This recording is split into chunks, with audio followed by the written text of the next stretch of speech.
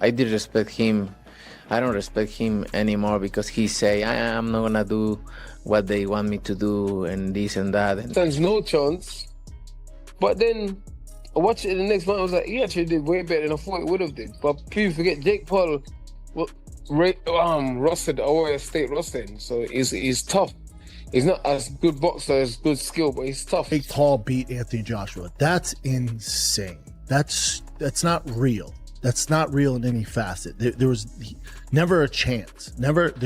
Look what just went down. Canelo Alvarez completely destroyed Jake Paul with his words after that Anthony Joshua fight, and this wasn't some light criticism either. He straight up told Jake to quit pretending he belongs in the same conversation as real boxers and to just stop the whole charade. What really stung about Canelo's words was how he completely dismissed Jake's attempts to compete in a league that's way beyond anything he can handle.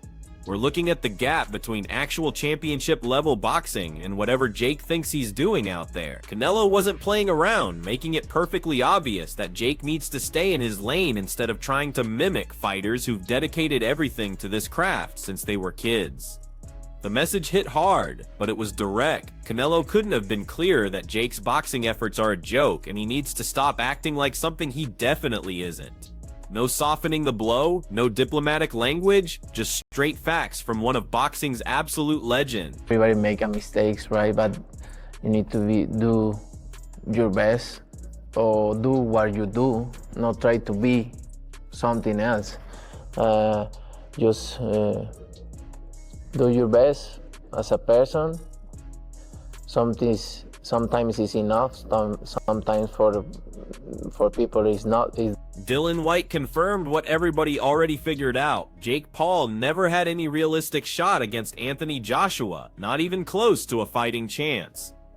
But here's the twist that caught even White off guard. He was actually shocked by how long Jake managed to stay upright in there. Jake demonstrated genuine grit, which White believes probably stems from his wrestling foundation, that mental toughness to absorb damage and keep moving forward. But let's get real about what actually went down. Jake made it through by being incredibly cautious, not by actually trying to win anything. He wasn't competing for a victory. He was just trying to make it out alive from round one. And this is where White drops the truth bomb. This needs to end right here, right now. We're looking at absorbing massive punishment, getting broken bones, and enduring beatings that no amount of cash or internet fame should ever justify. This path isn't workable or intelligent for anyone's future physical condition. Dylan White couldn't be more direct that if he stepped in with Jake personally, it would be over fast. Jake showed he's got heart, that's undeniable, but keeping this going only invites serious, maybe irreversible harm to his body. Then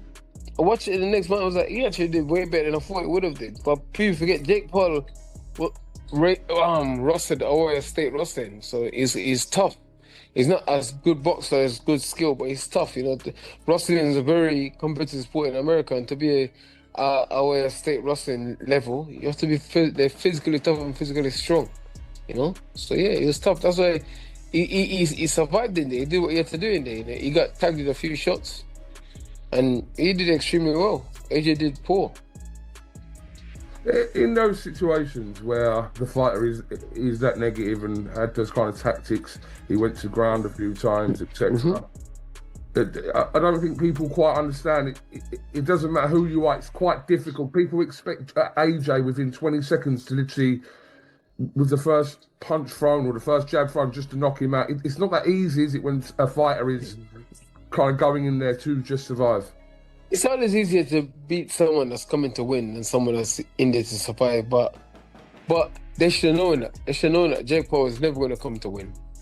But it's just mad that AJ couldn't cut the ring off. He just made him run. He couldn't cut the ring off and hit with punches, and he was swinging and missing a few times. And obviously Jake Paul was hitting with a few punches. I was like, I was surprised that I was surprised that he took so much runs to get him out of there. And then when he did knock him out, he didn't knock him out outright. He broke his jaw and stuff, but Jake was alright. He just sort of got up and just said, my jaw is broken. He didn't get sparked. I was kind of surprised. I was very surprised. Because that right hand was a big one. I thought, damn, okay. He took it and got up. So maybe Jake is a physically tougher and stronger person than people think he is. I'm assuming you don't blame Joshua for the money being talked about 40, 50 million for doing that. No. No. I'll take that. I'll definitely take that. I'll fight Jake Paul next if he wants it. I'll take that. But I'll go after him though. I'll tell you what, I'll definitely put him away 1 or 2 rounds. No way he's getting past that. Because that's like that's such a big moral victory for Jake, saying that he wins so much rounds against Joshua. Canelo Alvarez admitted something that could catch people off guard. Jake Paul has genuinely gotten better since his early days, displaying noticeably improved fundamentals, coordination, and toughness in the ring. He recognized that Jake's development is obvious when you look at his recent showings compared where he began, and his dedication and effort deserve real credit. You can tell Jake's been grinding and training, working with serious coaches, and actually trying to build legitimate boxing fundamentals. But here's the massive catch. Canelo made it totally obvious that regardless of these improvements and all the growth Jake's achieved, he needs to walk away now, like today. He's already bitten off way more than he should, taking on fighters completely out of his league and gambling with serious, maybe permanent injury every single time. Canelo stressed that staying on this road isn't smart for Jake's well-being or future, and honestly, Jake's already proven whatever he needed to prove. It's time to step away and quit while he's still intact, before something truly devastating happens. Canelo Alvarez has consistently ridiculed Jake Paul's opponent's selection throughout the years, repeatedly calling out how he gravitates toward washed-up fighters or non-threatening opponents instead of legitimate, active professionals who are actually at their peak. His comments capture the general feeling in boxing circles that Jake's fights are more show business and spectacle than real athletic competition. When playfully questioned about whether he'd ever consider facing Jake himself, Canelo answered with humor and mockery, implying that the only possible scenario he might entertain that fight would be when Jake hits 50 years old, possibly even later. This joking response really drives home Canelo's opinion of Jake's current standing in boxing, highlighting the incredible distance between true champions who've committed their existence to this sport and celebrity-focused exhibitions that prioritize entertainment revenue over competitive legitimacy, all while keeping that dismissive, playful attitude that drives his message home perfectly. I hope he improved more and he do a really good job. Believe I say this and serious. I hope he doing really good job and improve in boxing and it's fine. Would you ever entertain a Jake Paul fight? Not right now. Let's see later when I have like a 50. Brendan Schaub calls out something that anyone with basic boxing sense should understand. Thinking Jake Paul could beat Anthony Joshua is complete fantasy, like living in some alternate reality, while Jake demonstrates unexpected power for someone competing around 200 pounds, which is genuinely noteworthy for his size. His skills still can't touch elite heavyweight level. We're looking at a huge chasm here, not some minor difference. The gap in experience, fundamentals, and physical preparation between him and elite fighters like Joshua is mind-blowing, like comparing a high school player to a professional all-star. Schaub emphasizes that no amount of promotion or internet buzz can close that gap. Doesn't matter how many subscribers Jake has or how much attention his fights create online. Jake's performance in the ring shows heart and commitment. You can't say he doesn't step up and give everything he has, but when you remove all the marketing and entertainment value, he's still completely overmatched against real world-class talent. The idea that he can hang at the top level of professional boxing is totally unrealistic, showing the massive difference between social media popularity and authentic boxing mastery that requires years to build. Jake Paul beat Anthony Joshua. That's insane. That's not real. That's not real in any facet. There was never a chance. There's never a chance.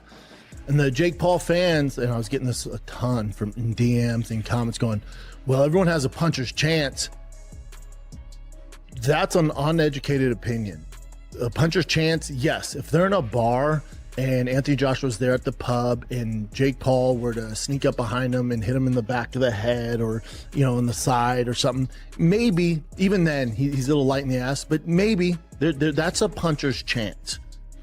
In a professional bout where a professional fighter at the level of Anthony Joshua is at, and he is going into a ring knowing and expecting to get hit, there is no puncher's chance when there's that much discrepancy in talent level.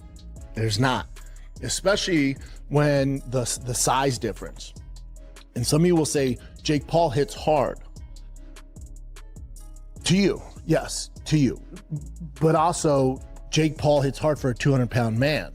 He wouldn't even measure in the top 1,000 professional heavyweight boxers in the world as far as the strength knockout meter, if there is such a thing. It's not possible. So a lot of you were tuning in for saying, well, he has a puncher's chance.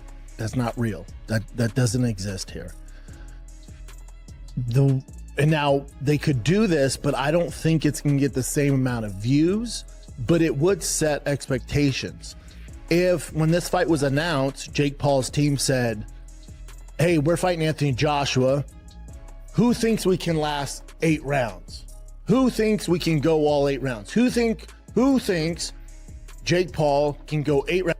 Brendan Schaub breaks down why thinking Jake Paul could beat Anthony Joshua is complete wishful thinking and totally disconnected from reality. Sure, Jake displays decent power for someone competing around 200 pounds, which deserves recognition at his weight level, but his capabilities are nowhere near elite heavyweight territory. We're looking at a huge chasm that's impossible to ignore. The gap in experience, fundamentals, and physical preparation between him and championship fighters like Joshua is staggering. Like putting someone who's been training for a couple years against someone who's built their whole existence around this sport. Schaub emphasizes that no amount of promotion or internet followers can close that distance. Doesn't matter how many trending moments Jake generates or how much attention his matches get on social platforms. Jake's performance in the ring shows genuine heart and commitment. You've got to respect that he steps up and puts everything on the line. But being realistic, he's completely outgunned when facing authentic world-class talent, and that's simply the facts. The idea that he could hang at the top level of professional boxing is wishful thinking, shows the massive gap between internet celebrity and social status versus real boxing mastery that requires decades of complete commitment to develop.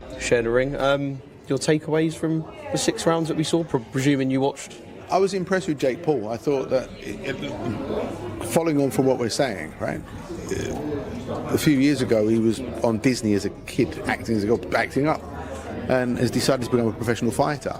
That takes balls, he's obviously striving to be as good as he can be. You can see that in the way that he moves, the way that he is developed in how he's punching and performing. But to make a 2-time world heavyweight champion that's still live, you know, AJ's still got something about him, to make him miss in such an accomplished manner. All right, so at times he was jumping out and running around, but there were times when he was well in range and still making AJ unable to land a clean, solid shot. He deserves a lot of respect for that. And then the shot that actually finished the fight, that broke his jaw quite badly, didn't put him out. That shot's that shot he threw with serious intention has put a lot of professional heavyweights to sleep. He didn't go to sleep. He actually finished on his knees, didn't he? Laughing and spitting blood out of his mouth. So, like they say, like it's a special type of crazy and a special type of brave to do it.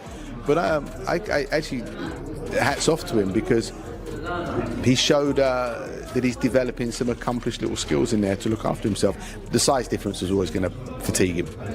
I know everyone will come with the idea that, well, AJ should just go in there 1 round and smash him to bits, and that should be it was a big ring, right? Perhaps he could have cut the ring off a bit better, but would I be right in saying that regardless of skill level, if you forget about that with the 2 for a second, if someone is on the back foot on their bike and doing what Jake was doing, it's difficult, no matter who you are, no matter the kind of separation in skill level. It's a big ring, and you've either got to run at him and look like a novice yourself, or just take your time and understand that he's going to slow down. Adam Booth breaks down Jake Paul's showing with honest detail, recognizing that he actually managed to make Anthony Joshua whiff on quite a few attempts during their bout, which deserves credit considering the huge gap in experience and ability between these 2 fighters. Booth points out that Jake's movement, positioning, and ring awareness had obviously gotten much better since his previous fights, displaying discipline and technical understanding that wasn't always visible in his past showings. You could tell Jake had been grinding on the basics, really working those fundamentals hard. This smart approach in ring sense made Joshua stop and recalibrate his game plan several times, stopping him from connecting clean, repeated shots like he typically does against weaker competition. While Jake is nowhere close to elite professional professional level. Let's be totally real about that. Booth stresses that these successful moments show genuine concrete improvement in Jake's boxing development. It shows that with better movement and patience, plus solid defensive work, he can make even championship level opponents work harder than they expect and hesitate before throwing their biggest shots. To your point, Jake Paul wasn't so much moving laterally all the time. He was literally running. Look at some of those rounds. He was running. He was going north to south, not side to side. He was running. Anthony Joshua should have been able to cut the ring off. And the times that AJ had Jake Paul cornered, he couldn't get shots off. He wasn't going to the body. He wasn't using his superior size on Jake. I heard Nikisa Badarian say afterwards that AJ was leaning on Jake. Come on. Jake was leaning into AJ, falling into AJ, and that's why those clinches were taking place. AJ is purportedly one of the best heavyweights in boxing. AJ believes he's on the level that he should challenge Tyson Fury. That wasn't the kind of performance that makes me believe Anthony Joshua is still a high-level heavyweight. Well, you're wrong again. Anthony Joshua didn't look great because he wasn't allowed to look great. When you're in there with a smaller fighter that refuses to engage, refuses to box, to fight, he's running. Think of Canelo Williams' school. Canelo didn't look good, and he got accused of not being able to. Okay, can I just 1 second? 1 second. I knew you were going to go there. Oh, Williams' school was an undefeated 168-pounder with a deep amateur background.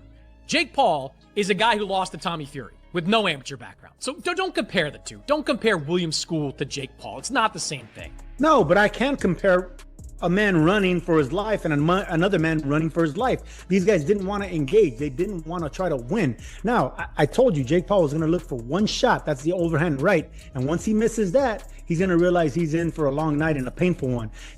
Sergio Mora expresses his real frustration watching the Jake Paul versus Anthony Joshua match, breaking down how the fight didn't deliver the technical showcase he was expecting to witness. He points out that Jake stuck with basic movement patterns for the entire bout, repeatedly moving straight forward and straight back without adding much side-to-side work or angular movement. This predictable straight-line strategy actually made it harder for Joshua to land clean shots because Jake's constant retreating motion kept creating space even when Joshua tried to close distance. Mora explains that while Jake's game plan helped him survive dangerous exchanges and avoid taking major damage, it didn't have the complexity and skill level needed for elite boxing. The lack of lateral movement stopped Joshua from working angles properly and setting up his best attack sequences, making him constantly reset and chase Jake instead of cutting off escape routes and cornering him. Mora's breakdown highlights that while Jake displayed heart and defensive instincts, his footwork and ring movement stayed elementary and limited compared to what seasoned professional fighters demonstrate at championship competition. I thought it was going to go rounds. I wasn't sure if there was going to be a silent agreement. I wasn't sure there was going to be a sparring match agreement that will spar for a while. I wasn't sure. I was honest about it. That's why I said it's going to go rounds. I wasn't sure if there was an understanding that, we'll play a little bit and then we'll get a little more and, whatever. So that was part of it. But there was real parts, say that's the fixed part. That's the WWE part. That's where the people, and I'm with you, I get it if you want to think that. Here's why I picked rounds, and this is what I think I saw, and I know that in my mind I saw, was the fact is that a lot of people didn't think about. 15 months off. And there was going to be some ruts. There was going to be some hesitation. There was going to be some time. You get knocked out by Dubois. Freaking 15 months ago. There were going to be ghosts in the attic. I don't care who you're fighting. You get in the ring again. It's going to take a minute to exercise those ghosts. The rust. You want to call it rust, whatever. It's going to take 5-6 rounds to get rid of the rust. But it's going to, the doubt, the self-doubt, the being in the ring for the first time with nothing in between after being knocked out. That was going to be a play. And then the size of the ring, 22 by 20. It's usually 20 is pretty usually around average. And it's 22 by 20. More room to elude, more room to move around, right? I thought maybe go in there with track shoes. He didn't go with track shoes. He should have probably had better ankle support because he hurt his ankle a little bit. And that, he did. He rolled his ankle a little bit. So I thought those were real factors, physical factors, not WWE factors. Also, some of the other factors was that Joshua is not a fast starter. So here you got 15 months in activity, not a fast starter to begin with. Come on, you with me, people? Now you are, because now we already know it went more rounds than we thought. Teddy Atlas broke down the Jake Paul versus Anthony Joshua fight with deep insight, making clear that his prediction about the match going multiple rounds came from real boxing knowledge and tactical analysis, rather than any hint of a fixed or scripted result. He broke down how Jake confronted obstacles completely different from anything in his boxing journey so far, both mentally and physically, moving up to an entirely new tier of competition. Atlas explained that the fight demanded Jake reach a level of concentration and intensity he'd never needed in any of his previous matchups, forcing him to handle both the brutal physical damage from Joshua's heavy shots and the enormous psychological pressure of facing a world-class heavyweight who's battled at the absolute top of the sport. This challenge showed toughness and resilience and flexibility that Jake hadn't really displayed before, proving his readiness to absorb real punishment and keep battling, even though the outcome wasn't what he wanted, and he absorbed major damage during the entire fight. Come back in 2026, and I don't think he fights a ton in 2026. I think it'll be a very slow year for him. Look for those two guys as the main two he would fight. I wish it was Tommy Fury, but I doubt it. On the other side, I want to see him get back into boxing specifically, get back into committing to this, because there is a massive, massive fight that awaits him in Tyson Fury. It's far past time that it happened. If they don't do it now, they never will. And yeah, man, I don't really know what else to say on this fight. As far as, what happened in there tonight, I know on Twitter people are going to want their money back, or they're going to call it a bad fight or a sloppy fight or whatever. And then there's going to be people, celebrating Jake's downfall. That was always going to be the case. Of course, the first time he gets rocked, dropped, and stopped, people are going to celebrate like it's the 4th of July or it's their birthday or like it's Christmas. So yeah, expect that, but I won't do that here. I won't, because I respect the hell out of him for going and doing it, and there's not any normal people on earth that would have done it. I don't care if you say, oh, for the money I would have, you're lying. And there's not many pro boxers that would have done what Jake did. The commentator analyzed Jake Paul's strategy in depth, explaining that his tactical approach came from the special situation of his career path and role in boxing. Unlike conventional champions who have to defend various titles and meet required challengers whether they're interested or not, Jake enjoyed the flexibility and control to focus on big-name, profitable fights that create huge pay-per-view sales and social media attention. This control let him strategically plan his matches, emphasizing entertainment appeal and financial success, instead of strict competitive duties or ranking demands that most fighters must navigate. The analysis suggested that while Jake might have felt confident about his previous wins and trusted his skills, his approach during this fight showed smart risk management and energy preservation, trying to maximize chances for the coming year and position himself for even bigger matches ahead. So long as people will tune in, and so long as Jake Paul is paid by Netflix or any broadcaster to air his fights, we're going to see this continue. And Jake Paul knows his business model, right? Now, this deviated, this AJ fight, which came together kind of last minute after the Tank Davis fight fell apart. But we know Jake Paul's MO here. It's find the most popular guy with the most physical disadvantages for me to fight. And Jake Paul has the benefit that he's turned himself into a villain, or in the pro wrestling circles, a heel. People tune in to watch. We did not tune into this fight to see competitive boxing. Most of us tuned in because we thought, here's Anthony Joshua. Here's a two-time unified heavyweight champion, a guy who physically just overwhelms Jake Paul. And we're finally going to get what Tyron Woodley and Anderson Silva, Nate Diaz were not physically fit, whether it be through their size, experience, or age, to do, and that is knock out Jake Paul. And so, because I don't really feel like we got that satisfying comeuppance that a lot of people have been waiting for, it kind of gives Jake Paul a little bit of mystique, I'd almost say, to still try and string this along. Now, I don't know in terms, he says he wants to be cruiserweight champion. I'm not quite sure what the competitive road there is, because let's make no mistake, the reason this fight lasted as long as it did is because Jake Paul focused exclusively on being elusive. He did his best, and kudos to him, right? He did a great job of not getting cornered.